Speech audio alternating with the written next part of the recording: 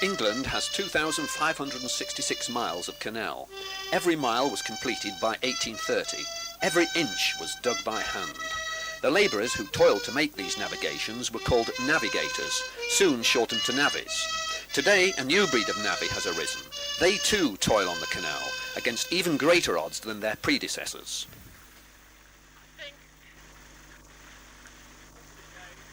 Students and teachers, butchers and insurance men, engineers and salesmen, each weekend sees their transformation into the new navvies. The men who built this canal a century and a half ago worked long, hard hours for a starvation wage. But the new navvies work for no wage at all. It's hard, wet, wearying work. Yet what you see here is only scratching the surface of the even more back-breaking task that lies ahead. Today, they're clearing weeds and tidying up the towpath. But they want to get to grips with the even harder, heavier work of opening up the channel to navigation. And the canal authorities won't let them. Ted Hill is the honorary secretary of the Peak Forest Canal Society, whose members are working here. I asked him, why are the British Waterways authorities not backing up your efforts? Why are they making it so difficult for you? The reason I suspect is because they want, well, we know is because they want to shut this canal down. And if they allow us to work here, then it puts more pressure on them for them to reopen the Ashton Canal, which is the connecting link through to Manchester and the Cheshire Canals. This is what we want to open up. It's the only way, in our view, to ensure a reasonably economic future for the whole group of canals. The difficulty at the moment is that anybody who wants to come from Cheshire on the other side has got to go down the Trent and Mersey, which involves 36 locks, up the Macclesfield, which involves another 12 at Bosley, up through to Marple. Whereas on the short route, they can come through to Castlefield Lock, up the Rochdale Canal, which is 1.25 miles long, up the Ashton, which is 6 3/4 miles. The distance is about a third of what it is, and what the other route is, and the lockage is also considerably less. We have the assurance of all the boat clubs, certainly on the Bridgewater Canal, that they would use this route if it were open and reasonably maintained.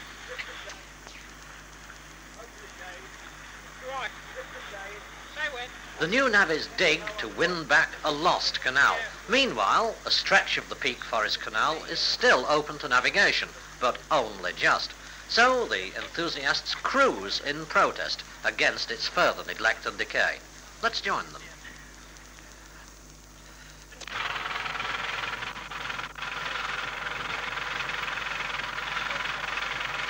Now, Mr. Morris, as skipper of the good ship Bluebird, you're joining in this protest cruise.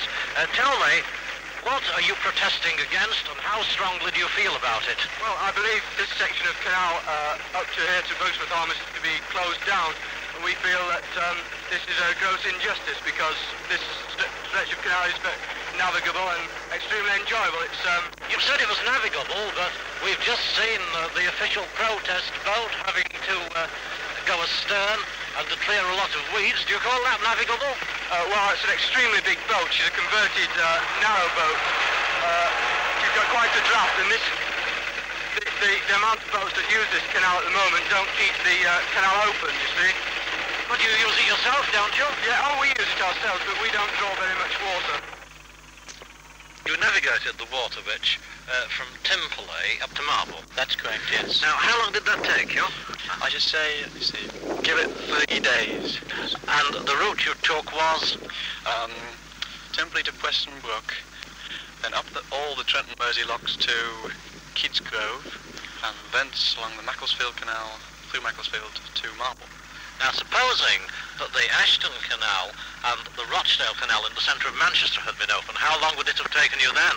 I think we could have cut the time considerably in view of the shorter distance. I think we could have cut it down to 2 days anyway. As a boat owner, would you press for the restoration of the Ashton Canal and the Rochdale Canal? All the way. Yes. And what's your attitude towards those people who wish to close the last remaining bit of the Rochdale? They're apathetic. they are wasting more money by not doing it than they would do by doing it. The organiser of this cruise was Mrs. Bunker. Today, the cruise was arranged by my organisation as a cruise to actually show to representatives from our local authority members some first-hand view of the canal itself. You are Mr. Woodward. Yes. And you're the chairman of the Whaley Bridge Urban District Council. Yes, that is correct. Yes. Have you got any more specific ideas on what specifically the Waterways Board ought to do? Yes, I think one of the things behind the disuse of canals is primarily because the money is being the problem. Well, finance can be, I think, readily obtained from charging realistic prices for the water that firms and other authorities take from the canals. The protest cruise continued, but I came ashore to seek the opinion of an eminent civil engineer upon a masterpiece of engineering. The engineer, Dr. Boucher, who gives his honorary services to the Peak Forest Society. And the masterpiece, the Marple Aqueduct. Oh yes, yes indeed. Outram's one of Outram's greatest jobs. And it's right, of course, that it should be preserved. I think, oh yes, undoubtedly. Undoubtedly. It's now been put in good order and it's quite good for posterity. It's a fine piece of work of the period about 1805 when it was opened. They seem to be preserving it as an ancient monument rather than as an aid to pleasure navigation. They do, and I think this is regrettable. All monuments, whether big houses, aqueducts or anything else, look best being used for the purpose for which they were built. And used for traffic, it looks far more magnificent than just preserved as an idle aqueduct. The aqueduct is indeed preserved. £54,000 it cost to restore it. And today it's just about perfect. Oh, except for one thing. You can't sail a boat onto it. Not from either end.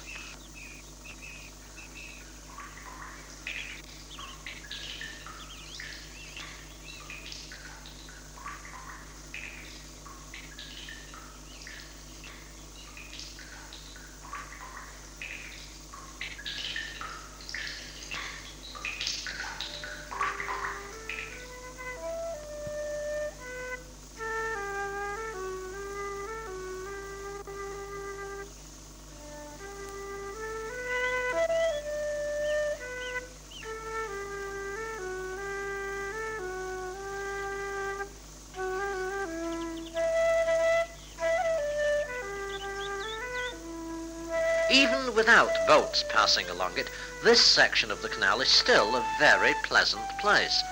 Let's just look at some of the people who enjoy what it has to offer apart from boating. The Peak Forest Canal Society want everyone to enjoy it.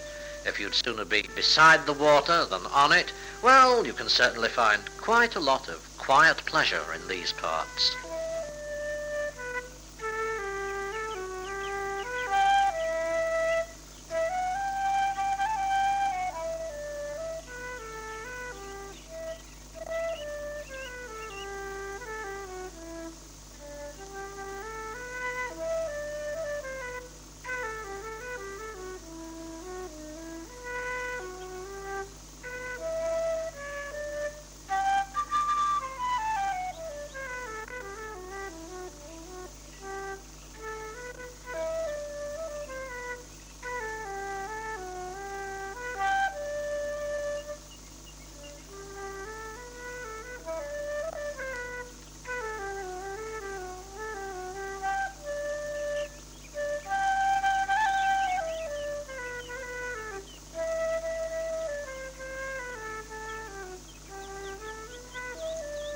But of all the pleasures the canal can offer, nothing can compare with navigating your own boat along it. And why can't we sail where we want along the Peak Forest Canal? This is the Cheshire Canal Ring. It's 98 miles round and could serve Manchester as a vast water pleasure ground. But in the present state of the Cheshire Ring, Manchester is effectively cut off from the most attractive parts. The unusable section is only 14 miles in length between Marple and Manchester, And the cause of the trouble is poor lockage at Marple and also on the Ashton Canal.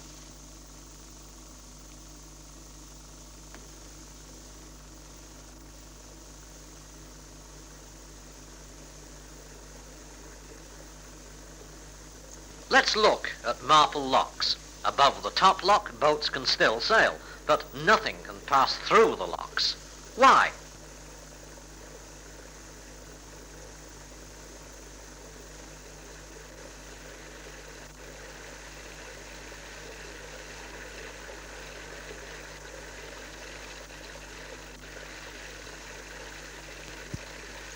Some of the timbers are sound enough. These are only 8 years old and should be good for another 40. Why should we worry about them?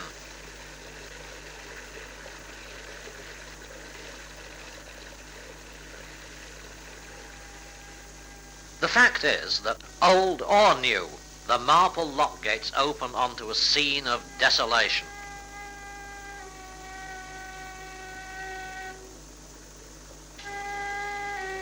The waterweed makes a nice shade of green, but to the boatman it tells a tale of vandalism and neglect.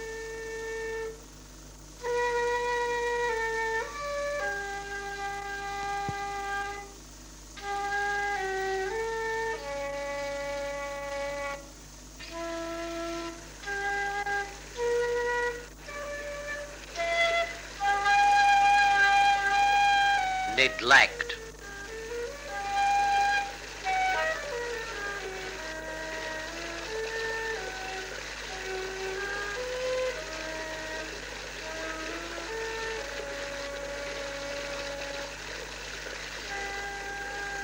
Neglect.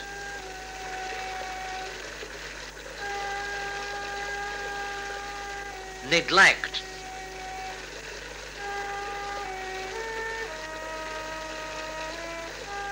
Neglect.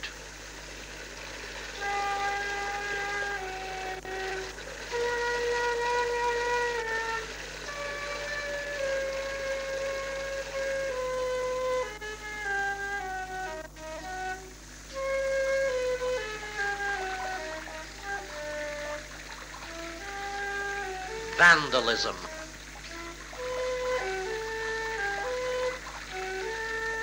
Neglect and vandalism too.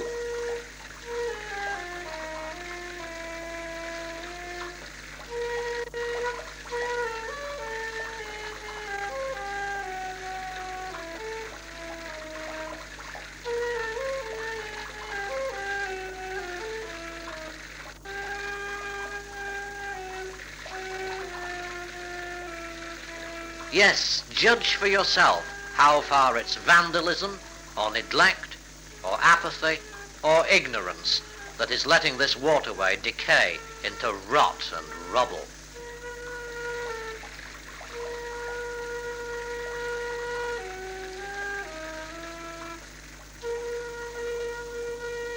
Here, neglect let the wall crumble and the vandals pushed the stones into the lock. The stonework of this bridge has stood for more than a century, but that ugly patching up job with concrete hasn't stood up to the local vandals. They just have to push something over the edge. And there, in the channel, are both the modern concrete and the venerable stones.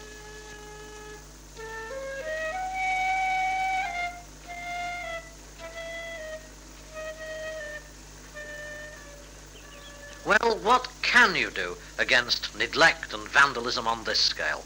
It's a job for muscle and brain and enthusiasm. A job, in fact, for the new navvies. In particular, it's a job for Dr. Boucher. As honorary engineer to the Peak Forest Society, he directs the work. On occasion, he uses modern techniques, for he's a nationally acknowledged expert in modern steel and concrete engineering. But he also gets down to the job himself, using ancient skills that have been a tradition in his family since the days when his great-grandfather set up as a country wheelwright.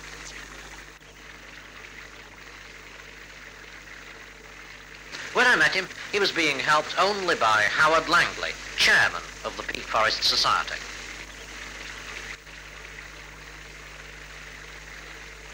I took advantage of a slight lull in the work to ask Dr. Boucher about this particular afternoon's job. What exactly was needed to get just this one lock in order? Well, first of all, the paddles were out of place. They needed taking out and refitting. And then the gate had dropped in the collar. We drew the collar back and tightened the wedges. There are a number of things that we can't really deal with where iron has rusted away. We've had to improvise fixings, as you probably have noticed. How long have you actually taken on this particular one? Oh, I've only been here 2 hours now. That's it. I'll spend another 2 or 3 hours and then I think it will be ready to hold water. It's not all that bad. Well, the gate isn't rotten. It's got a few years of life in it. The gate is all right if it were properly done up, if we had permission to do it properly. Now, what's all this about permission to do it properly? Well, we have had difficulty in getting permission. While we can do a certain amount of minor jobs, we daren't really do any cutting or fitting or do anything properly to the gates. We daren't do anything radical because they won't give us permission to do that. Well, it seems a bit strange. Actually, a lot of that damage to my uneducated eye looks as if it's been caused by vandalism. Oh, yes, that is true. So what you're actually doing is restoring somebody else's property that's been damaged by vandals, and they're still not happy about you doing this. This seems strange, it is so, but we take the view that it's a public amenity in Marple, and it calls for public action because this is perhaps the most beautiful walk in Marple, and it's rapidly becoming derelict and not pleasing to go by. Now, what is your estimate, both in money and in time, of this bit of the canal? Well, the actual money needed to put these in order with voluntary labour is, I should estimate, £400. But this doesn't include dredging. If you're going to start and dredge it to commercial standards so that it's a fine waterway, it'd be about £10,000. But £400 would make it possible. £400 would make it possible for a boat to navigate through without any difficulty. I see. Now, £400, this is chicken feed, yes, compared with what I understood has been spent on the aqueduct a little further down. Yes, I believe £54,000 was spent on that. How many people and how much time do you think it would take to restore the entire flight of locks? It would take a dozen people for 2 or 3 weekends for each lock to put it in good order. Yes, well, this isn't a vast labour force. No, this is no. Well within the bounds of feasibility, Yes, isn't it? Yes, yes.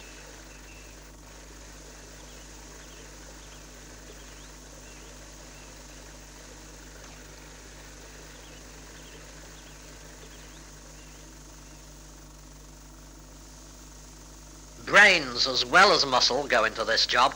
These 38 meticulously reasoned pages put the Society's case for restoration to the British Waterways Board.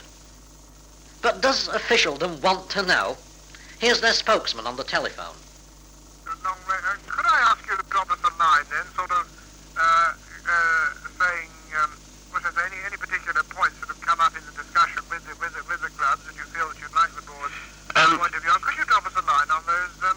You could drop us a line sort of outlining what it is you're doing, and if you could sort of give an indication on what lines you'd like the questioning to go, we'll certainly see what we can do to... Okay. I think it would be best if you drop us a line there, please. Yep, okay, I will do that then. Will you? Okay then. Right, John, thank you very much indeed.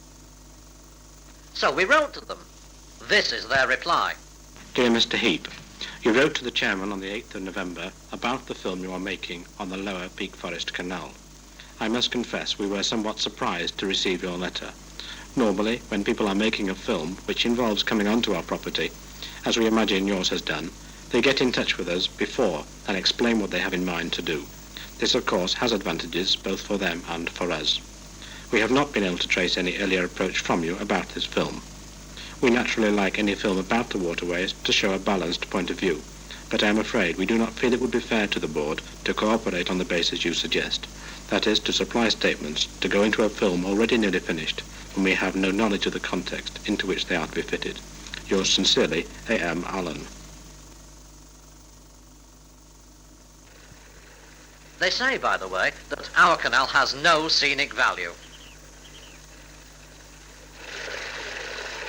Perhaps, if the water ran out, they might have a point.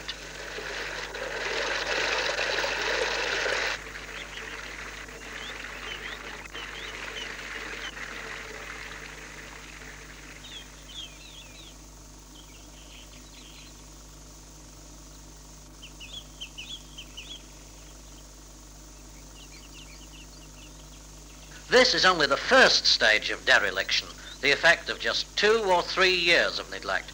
But the years go by quickly. Let me show you what 12 years of neglect can do.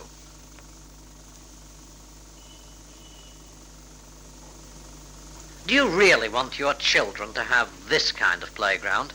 You're looking at the Rochdale Canal in Manchester, and the same thing could easily happen in Marple if the new navvies ever downed their tools.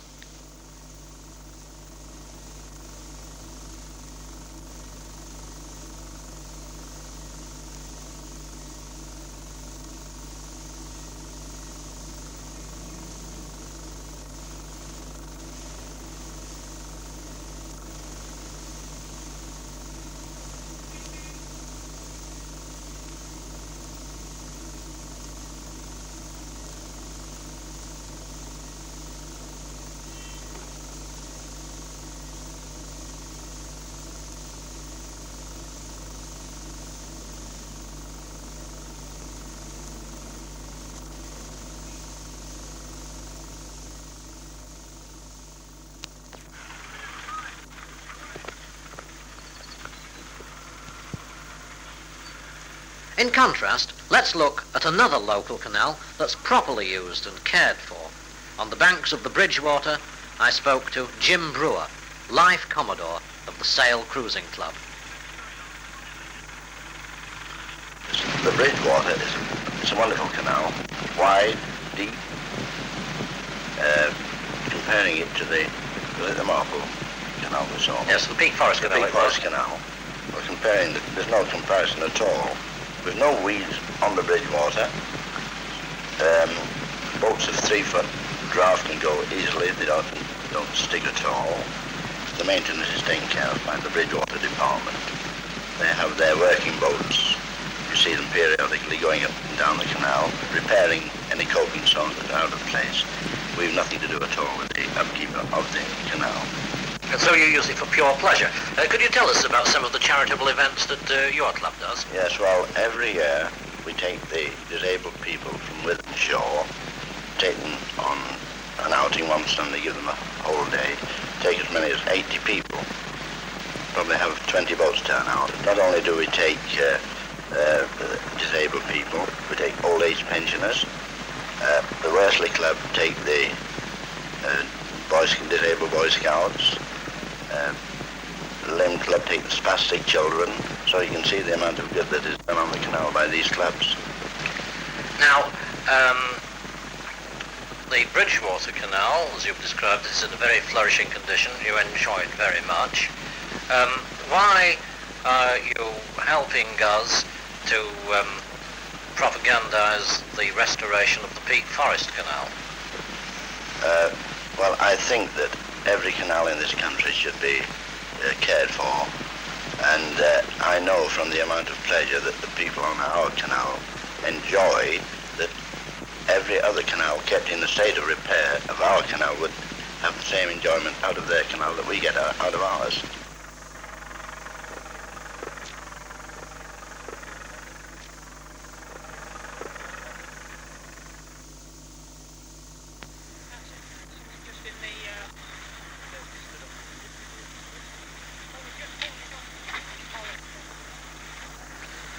On the Bridgewater Canal, it's plain sailing. On the Peak Forest Canal, it's plain hard work.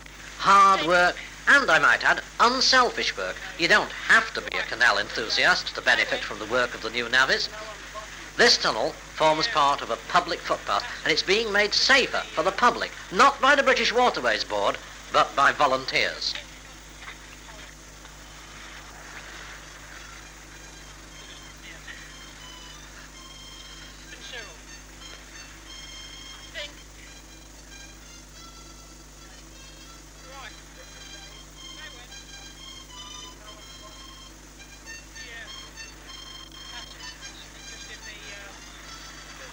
A new handrail, because the new navvies care about your safety.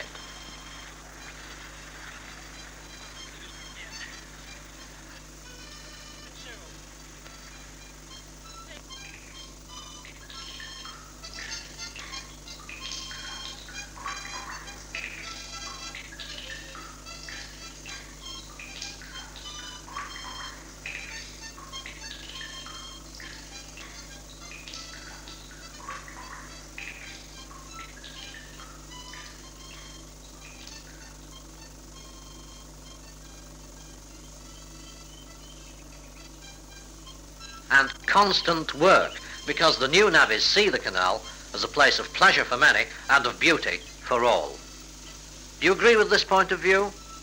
Well, there are some quite practical ways of showing your agreement, and the people who brought this film here would be glad to show them to you.